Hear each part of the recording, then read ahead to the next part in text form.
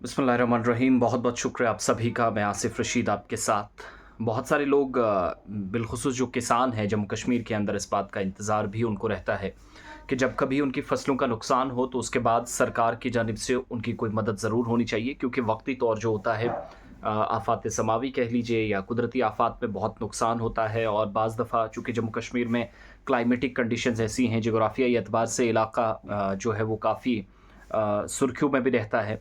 और बारिश हो, ओलावृष्टि हो, ज़ालाबारी कह लीजिए, शदीद बर्फ़बारी, या हम चिल्ला-कलान की एक सीज़न से भी गुज़रते हैं कश्मीर सूबे के अंदर 40 दिन की जो कड़ाके की ठंड होती है। सेंट्रल कश्मीर, जनूबी और नॉर्थ कश्मीर, हर जगह इसका अच्छा ख़ासा असर देखने को मिलता है।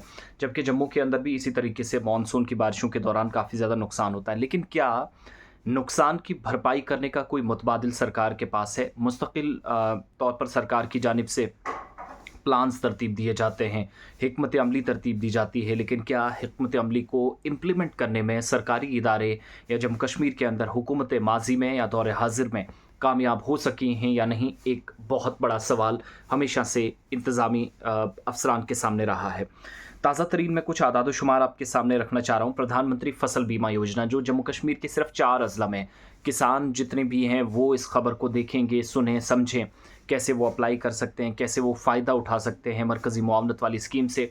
मकसद जिस स्कीम का ये है कि अगर आपका नुकसान होता है, तो सरकार आपकी मदद करेगी, लेकिन करेगी कैसे? ये बहुत बड़ा प्रश्न चिन्ह या बहुत बड़ा सवाल बहुत सारे लोगों के सामने था। इसको समझने, देखने और परखने की कोशिश कीजिएगा। इस पर छोटा-सा एक तज्ज़िया लेकर मैं आपके सामने हाज़िर हुआ हूँ।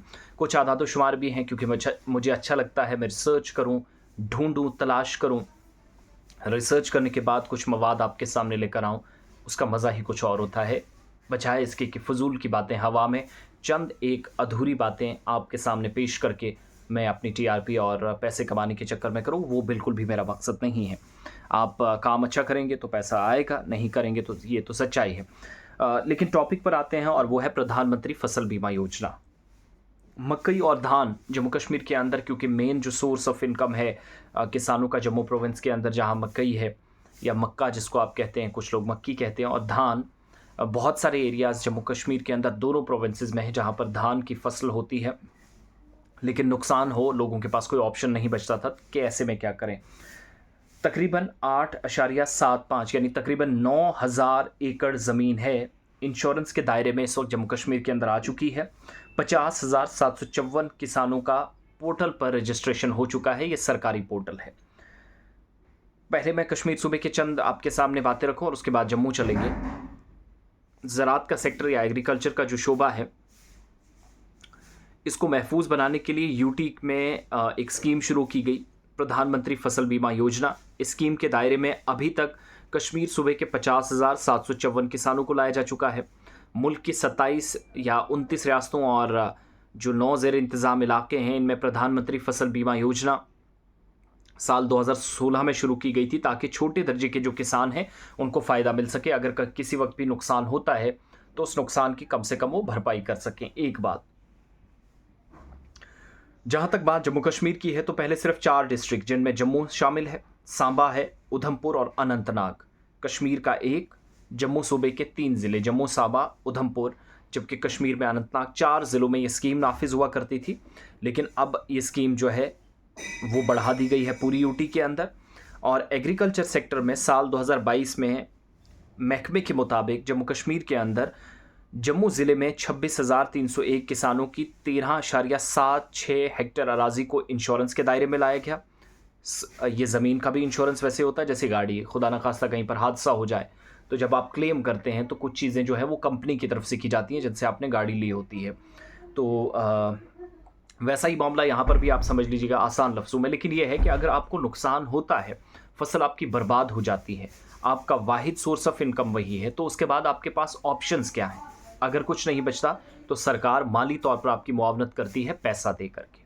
इंश्योरेंस स्कीम के दायरे में लाकर जितना आपका नुकसान हुआ होता है उसका जो है तकरीबन 80 से 85% पैसा सरकार आपको देती है। एक बात, लेकिन यहाँ पर क्या है, सांबा में 8,339 किसानों के 4.24 हज़ार हेक्टेयर अराज़ी है।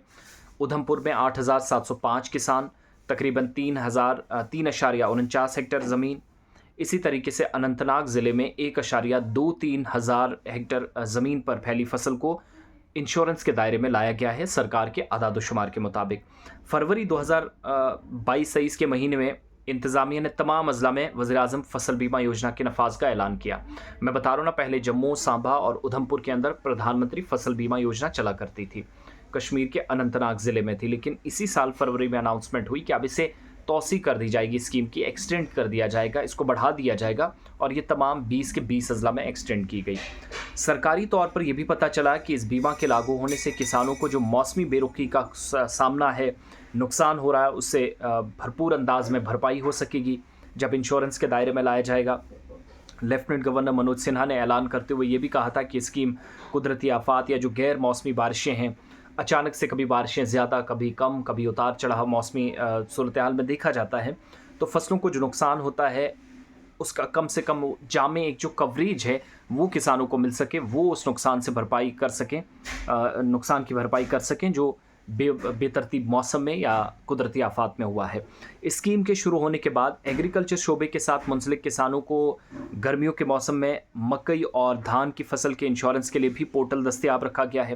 पहले चंद एक ऐसी फसलें थी, चंद एक चीज़ें थी जिनको आप इंश्योरेंस जिनका करवा सकते थे और काम आगे बढ़ा सकते थे, सरकार आपको मदद करती थी। लेकिन इसमें इंक्लूड बाद में बाजरा किया गया, बाद में मक्की की गई, धान की गई, यानी मक्की का भी नुकसान होता है या धान या दाई निचवाना, अगर वो होगा, कुछ लोग इसको अलग अलग एरियाज़ के अंदर बहुत सारे लोग जो हैं वो लगाना या उगाना पसंद करते हैं। अच्छी खासी पैदावार नॉर्थ कश्मीर में है और चावल चूँकि जम्मू सूबे के बहुत सारे एरियाज़ में उगाए जाते हैं, तो बाद में जो आप कह सकते हैं बहुत बड़ी आबादी इस शोबे से मुंसलिक थी या इन दो कामों से, मक्की और धान की, तो उसमें इंतज़ामिया ने अनाउंसमेंट की कि इंश्योरेंस अब मिलेगा। इस स्कीम के शुरू होने के बाद क्या होगा, कश्मीर के 50,754 किसान इस दायरे में लाए गए हैं।